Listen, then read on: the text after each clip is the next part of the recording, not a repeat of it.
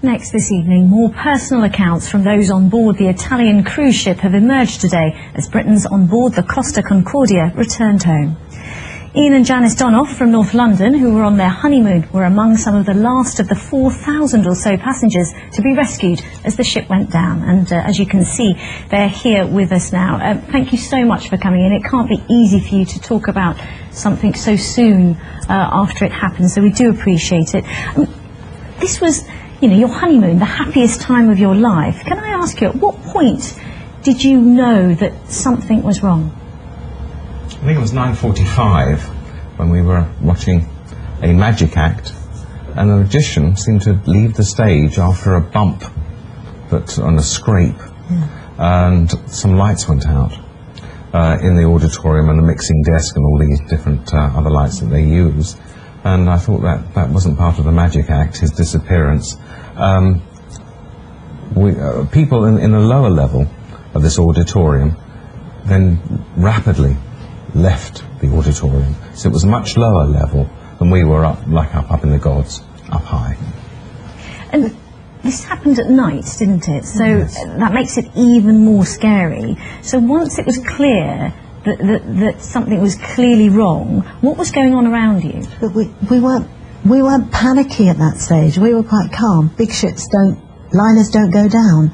And we went to our cabin where people were in the corridors, some with life belts on, sort of not knowing what to do. And the tannoy announcement was that everything was all right. Don't panic. So we didn't at that stage. At what point did you Well, I thought panic? something was happening, because they kept on saying that there's a generator fault and that everything will be okay, there's no need. But people were concerned, you know, the lifts had shut down, and a lot of people were leaving down the stairs, which were fairly near us, to a lower level, which is the area that you're seeing now on television, which is where you go into the lifeboats.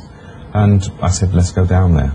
And we can see all the passengers there. Did you get a sense that anyone was in control of the evacuation or emergency procedure? Did you know what to do? We knew what to do, and the staff in charge of the lifeboats knew to get us onto the lifeboats, but they were supposed to have machines to check us in with our Costa cards, so they knew exactly, they were supposed to know who was getting on and how many. They didn't have those where we went. And was there still a sense of calm? At what point did any sort of serial panic set in? Gradually the ship was going at a more and more of an acute angle, and people wanted to get in on the lifeboats, and the procedure for counting how many people on the lifeboat seemed to take an incredible time. Yes. I think when the lifeboat was then ready to go and didn't go because it was such an acute angle, and we were on the side that was way above the sea, then people started panicking because we didn't know what to do, and the staff didn't have any further procedure, and they weren't used to amount of panicking people. And can I ask you, the thought must have crossed your mind, you know, would you get out of this alive? We didn't think we would, because we were on a deck, the ship was listing, we were on the inside wall, we couldn't get to the outside wall, and we knew that if the ship capsized, we would not get out, and at that point we did. Yes, I mean, it was a very, very emotional time, you can imagine, and it seemed unfair that we would meet our end after just 11 happy days together. And it was 6 hours, wasn't it, that you were on, roughly 6 hours before you were rescued. And here you are now, you know, looking at some of these pictures.